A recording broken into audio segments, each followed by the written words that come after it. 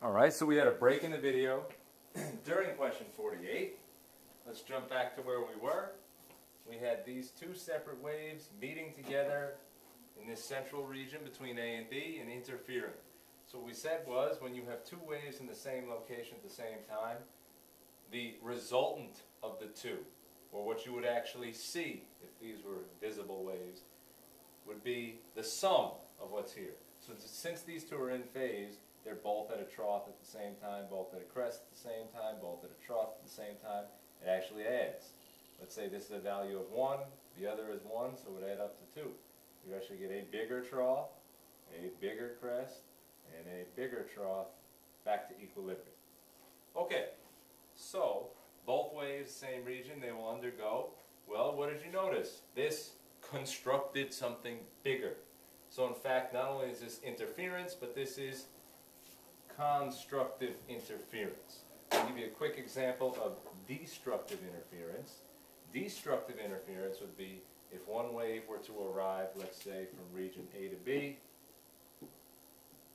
Let's draw a trough, a crest, and a trough. If the second wave instead were over top of it at the same time and had a crest, and then a trough, and then a crest, this actually would give you destructive interference. In fact, the up pole would be outdone by the down pole. The resultant here would actually be flat, flat, flat.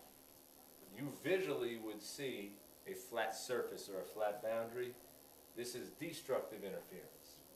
Diffraction, we mentioned before, is when waves spread around or behind an obstacle. And the Doppler effect we talked about before was the perceived change in frequency due to relative motion between the source and the observer. So diffraction was that spreading of the waves. And we'll see a little more of that later in this test. Okay, question 49. Well, here it is. The diagram shows a series of straight wave fronts in a shallow tank. You have to know what you're looking at here. This is from above. This is what we call an aerial view. And so what you have here is perhaps there's a tray of water with two barriers inserted, and there's some sort of wave generator. It could be a meter stick or a ruler in the water just bobbing in and out. And it's creating planar or straight wave fronts. So here they say this is a wave front, this is a wave front. And just so you're familiar with the word wavefront, this is the aerial view. If you somehow could imagine this was turned so we could see from the side, if these are transverse waves, basically the wavefront represents, let's say, a crest. In between would be a trough, and then a crest, and so on. Right next to it, you'd have the same thing happening in the water. Right next to that, you'd have the same thing happening again. And so, all the way through, wherever all of the crests line up, you have this line called the wavefront. And actually with water, if you're in an airplane approaching a coastline, you would actually see what appear to be lines, a bit more jagged than this, but lines where the neighboring crests line up, and then maybe you'd get a dark region where the troughs line up, right again where the crests line up, and so on. Anyway, back to this picture. Remember we said here, this distance actually represents the wavelength. From crest to crest is, straight line, a wavelength. So that 1.4 centimeters is the wavelength. Now that's relevant to this problem. You may be asked to draw that, you may be asked to measure that. So there's a couple things going on here. First off, will these waves pass through the narrow opening? The answer is yes. In fact, they'll pass through and they'll exactly maintain this 1.4 centimeter spacing. So you can rough it out. Approximately, you put one here, approximately again here, and here. That's close enough. So in this open region, the wave will actually pass right through. The part of the wave that comes and hits the barrier, let's say this part, will actually hit and reflect straight back. So there will actually be waves coming back toward the source. But we're not concerned with that for this problem. What we're concerned with is what passes through. Now when a wave passes through, it does not stay bunched up. Waves always spread out to fill the medium. So in fact, this will spread, and when it does, what you'll get is this semicircular pattern on the other side of the barrier. This as well, and the key is, and draw it perfectly, maybe this one I would do a little better. The key is the wavelength is maintained. This 1.4 centimeters is still true. This distance is still true here, here, here, here. Also, all through here as well. So, we still have a 1.4 centimeter spacing between wavefronts. Now they're curved. This curving is a classic image for diffraction. When you see the curving of wavefronts like this, generally that's a diffraction question. And the reason that this wavelength remains the same, in fact, it's not only the wavelength, the wave speed, the wavelength, the frequency, the period, these all remain the same. These two in particular are because we are staying in the same medium. This is water, this is water. There's a barrier that you have to pass through, but on the other side, still, it's just the same water as it was before. Okay, let's have a look over here. Which diagram represents the wavefronts? Well, we drew it already. They're going to curve, and they should maintain the wavelength.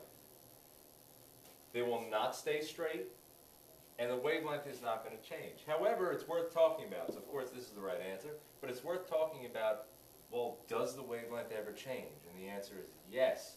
Wavelength can change, but that will be the content of a process we call refraction. And the only way you're going to get the wavelength to change is going to be by following that rule for refraction we mentioned earlier. You have to change the medium. I'll give you a loose example of it, one that is probably not going to show up on a test for you, but if this were deep water and this were shallow water, that's actually a change of medium. And so the wavelength would change when it passes through. This actually could be the drawing if it were shallow water on the other side of that opening.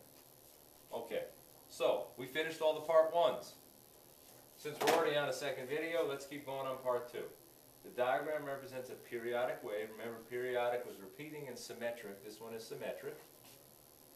Then they want you to draw something. Well, before we draw, we have to interpret. There are two possible ways that plots of waves can show up. So a plot is a literal graph with numbers. So when you get a graph with scales, like here and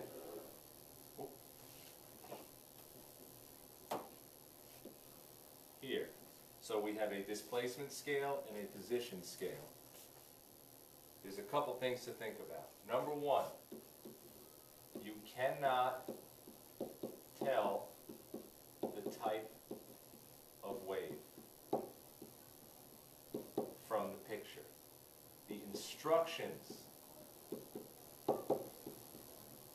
tell you the type of wave. And maybe you won't get tested on this, but what I mean by that is this looks like, oh, it's the up-down, the classic transverse look. However, this is a graphical representation. This is not an actual piece of rope or an actual body of water. You can represent sound waves like this on a graph as well. So you don't actually know what it is until they tell you. Second, you have to look at the x-axis. The y-axis is always going to be displacement, distance from equilibrium, something like that. The y-axis is always, actually, the displacement is always the amplitude. But the x-axis, you have two options. We'll call them option A and B. Option A, it's a time axis. And option B, it's a distance axis. If it is a time axis, you are allowed to figure out the two three-word definition quantities that are based on time. You can figure out frequency, that's cycles per time, and you can figure out period, that's time per cycles. If it is a distance axis, you can figure out that three-word definition quantity that relies on distance. That would be wavelength, which is distance per cycle. So you actually have to look here and say, well, which one are we working with? In this case, clearly position is distance, so you can get the wavelength directly off this. In fact, whether they ask us about it, we'll see, but you should be able to interpret these. What is the amplitude of this graph? The amplitude, which is not in any of your equations, but the amplitude is simply the distance from equilibrium to either the crest or the trough. So the amplitude here, which we usually write as positive, is 0.1 meters. That's it. Now, we can figure out wavelength. Definition of wavelength is distance per cycle. You must remember that. So there are a couple ways to look at it. You could say, well, I know that this is 1, 2, 3, 4, 5, there's 6. One way you can look at it is you can say, oh, well, one cycle is actually from here to here. And how much distance is that? From 1 to 5 is 4 meters. Of course, if you don't want to use that one, you could easily start from this crest, and one cycle would be from there to there.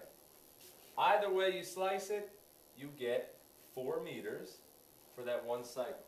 So it's 4 meters per cycle, so your wavelength is 4 meters. If you say, well, wait a minute, I want to really use the whole picture. Well, you could.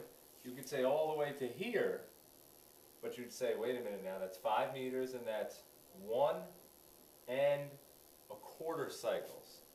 So you could actually do 5 meters over 1.25 cycles, and guess what? It still comes out to 4 meters per cycle. So there's still your wavelength. Great. What do we need to do now? Let's come on down here. They want us to draw at least one full wave with the same amplitude and half the wavelength. Well, now, the reason we wrote all this is so we can very easily know what should the amplitude be, what should the wavelength be. Well, if the amplitude up here was 0.1 and you want the same amplitude, well, obviously the amplitude should be 0.1. Now, the wavelength up here was 4 meters per cycle. You want half the wavelength, half of 4. So the wavelength should be half of 4 meters, which of course comes out to 2 meters per cycle. Once you know it, now you have to draw it. This is what I strongly recommend when it comes to drawing. Number 1, draw the amplitude. Boundary lines. Now you can do this in pencil. In fact, you should do this in pencil. You can erase the line if you don't like it, but for me, you'll see why. It keeps it nice and organized. 0.1 meters, here is 0.1. Draw a line straight across. You can draw it lightly, you can make it dashed. Of course, that also means the wave will go to negative 0.1, so you draw it straight across. Okay, so now we know our wave has to be wiggling around within this blue.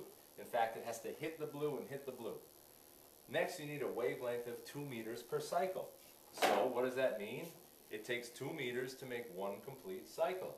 You can actually draw it however you want. You can start here and say, here's 0, here's 1, here's 2. So in the distance to go from 0 to 2, we have to have one complete wave. How do we do that? Well, if the wave starts here and ends here, it's going to have its midpoint in between them. Then, if you remember, a wave is roughly drawn like this. Here's the end point, here's the end point, here's the mid. In between the beginning and the mid, you're going to get a crest. So in between the two, we'll get a crest. And then in between the middle and the end, you'll get a trough. So middle and the end, you'll get a trough. Now all you have to do is connect the dots. If you feel comfortable making a curve, go ahead, do your best to make it nice and curved. However, I'm going to draw a few other options up here.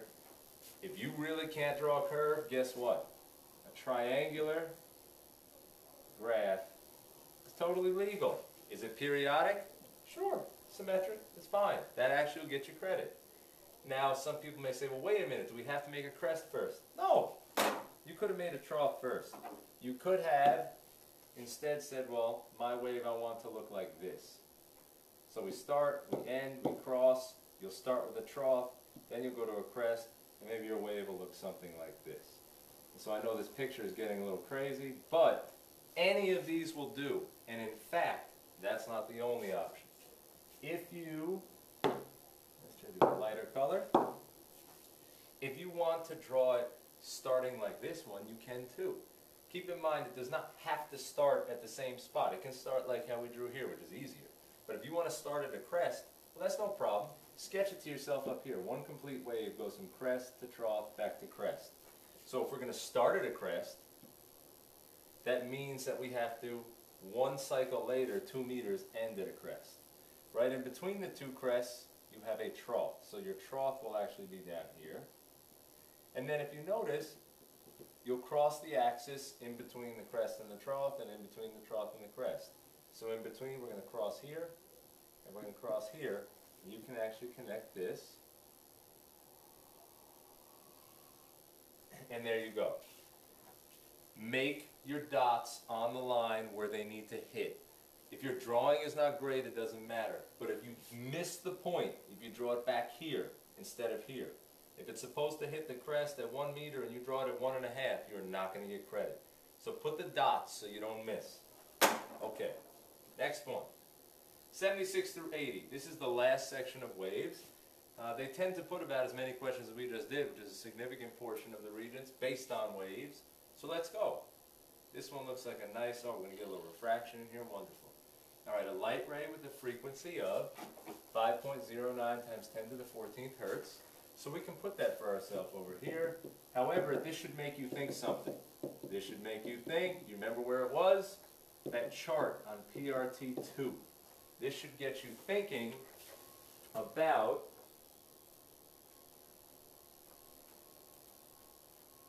the indices of refraction. Switching over to an online version. The indices of refraction. Okay, so let's come back over here. Now, the light ray is traveling in water. It has an angle of incidence of 35 degrees. You say angle of incidence, well, if you look on your reference table, page 5, the angle of incidence is actually written theta I, 35 degrees. On the air-water interface, at the interface, part of the ray is reflected, part of the ray is refracted, and enters the air. Well, let's get a little visual of what's going on here. So they first asked for the angle of reflection, but before we calculate the angle of reflection, which is mathematically very easy, let's take a little space over here. We'll section this off because you wouldn't actually put this on your answer booklet. This is what the answer booklet looks like. So let's put a little sketch of what's going on. Let's say here is the boundary. Down here is water. And up here is air. Light is coming in and is striking the surface. Now it doesn't matter where it's coming from, but let's put it something like this. Here comes light, and this blue line is the boundary. Blue for boundary. The light comes in and hits. Now there's a few things you need to do. Number one, you need to draw a normal line. If you actually see, the sketch they give you for the next question includes the normal line. Their drawing is a little different than ours, but it doesn't matter. We'll see how that works out. So you sketch a normal line. The normal line has to happen exactly where the light ray and the boundary meet. So in fact, I'm going to redo mine because it's not close enough. It should come through right here, right where they meet. There we go. That's called the normal line. The normal line is imaginary. It's extremely important to remember that it's imaginary because nothing bounces off of it. There's no real thing. We just put it there so we can keep track of something. The something we keep track of? The angles. This 35 degrees is the angle between the incident ray and the normal line. We always measure our angles in waves relative to or compared to the normal line, not compared to the boundary. They'll set you up to get tricked on this. The boundary angle doesn't matter. It's this angle away from the normal line that matters. And I'll show you how to measure that on the next question. So roughly speaking, this is the setup for our problem. Now, every time light hits a boundary, three things happen. I like to call them tar. Every time you hit a boundary, you get tar.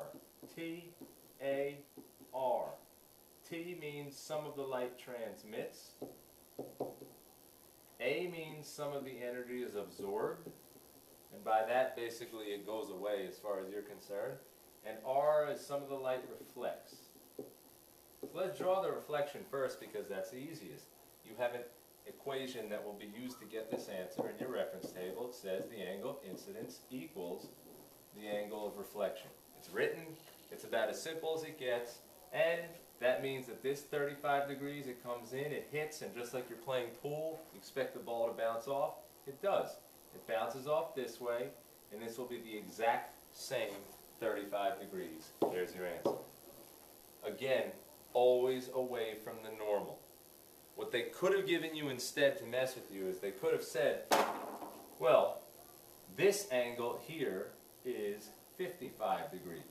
What's the angle of reflection? You still would have to say, well, that's nice that this is 55, but we don't care about that. We care about the complement, which is 90 minus 55, which is 35. So 35 and 35 have to match, not 55. The 55 is actually not the angle we want. We want the 35. Okay, so let's come back over here. Now, they want to talk about, let me mention real quick, this is always true. No matter how this comes in, no matter how jagged the surface is, this is always true. All right, let's come back to 77. Find the diagram, draw the reflected ray. Okay, well, as it turns out, here's the air, here's the water. They had the incident ray come in from the bottom. So what? That's great. That's fine. It'll still work perfectly. Still imagine if this is the air and this is the water and the light ray actually starts out in the water. Looks like I made a mistake. Yeah, it's traveling in water. So I actually switched these two. But the truth is it doesn't matter. The only reason we drew that picture is for you to get an idea. This is actually water. This is actually air. To get an idea of how this works. So it doesn't matter which is which. They'll straighten us out right here. Okay, so we have a light ray coming up through water. The arrowhead tells you whether this is the incoming or the outgoing. You see here it's coming in toward the boundary. They don't always draw the normal line for you. In fact, let me erase this away for just a moment. What if they did not give you the normal line? What if you had this picture? They didn't even give you the 35 degrees. What if they had this picture and they said to you, draw the reflected ray? Could you do it with this alone? Yes. First off, you are going to need a protractor.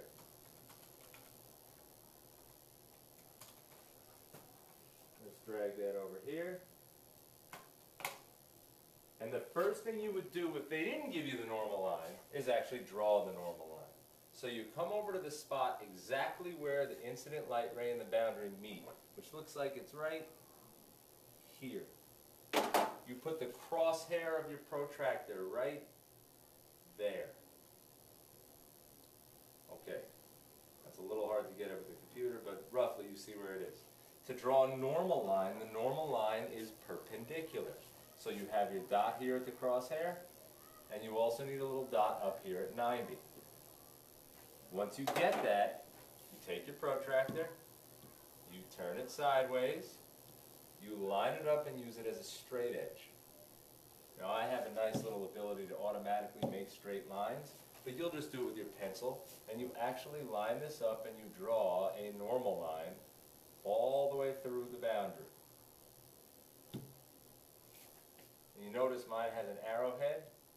Don't make it with an arrowhead. It just automatically comes with one based on the function here.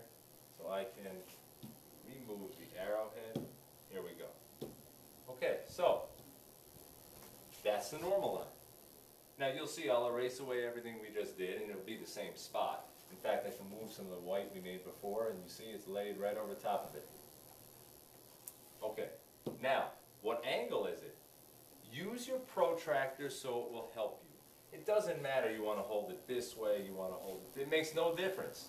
The key to using a protractor is trust your ability to count. You are very good at counting, and using the numbers here, you could get very confused. So let me show you a few different ways to use a protractor. One way is to say, I'll put the crosshair exactly at the point of impact, and I have to line up. You notice the protractor has a line here and here. It has to line up exactly with that normal line. And then you come and look at the angle. Don't trust the numbers. Well, this says, depending on where you put it, this says about 34, 35. It also says about 145. So which one do you use? It's always away from the normal. So you start at the normal and you just count. Well, each one of these little lines is 1 degree. The midline is 5. A big line is 10. So that is 10, 20, 30, 5 degrees. So 35 degrees is this angle. Okay. Do you have to hold the protractor this way? No. You could turn the protractor this way. And the truth is, it makes no difference. You don't need to do complements. You don't need to subtract from 90. Just go to where you're starting and count. 10, 20, 30, 5. 35 degrees. It doesn't matter what the numbers on here say. You're just using them to help you count. All right. Now that we have this all set up, actually what we'll do is remove our drawing and go back to the original drawing. We don't need this line anymore. Here it is. There's the 35 degrees. We can verify it by putting our crosshair on here. And yeah, that comes out to 35. Great. Now they want to know the reflected ray. We said the reflected ray was 35 degrees.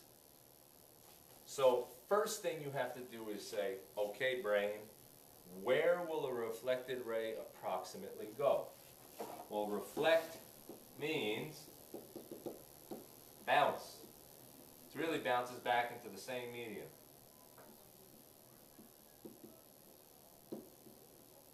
But it wouldn't make sense that it come in and hit a flat surface and bounce back this way.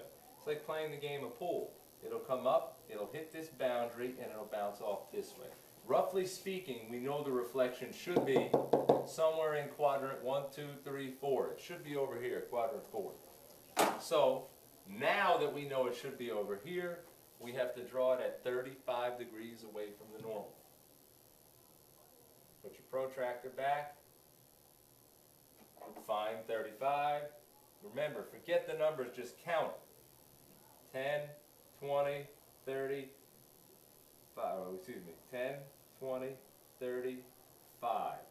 There's your 35 dot. Put a little dot there. Turn your protractor into a straight edge. Of course, if you have a ruler, you could just use a ruler at this point. But you turn this into a straight edge, line it up just right, and then draw the reflected ray. Start right at the beginning and run it all the way along your edge. Here we go.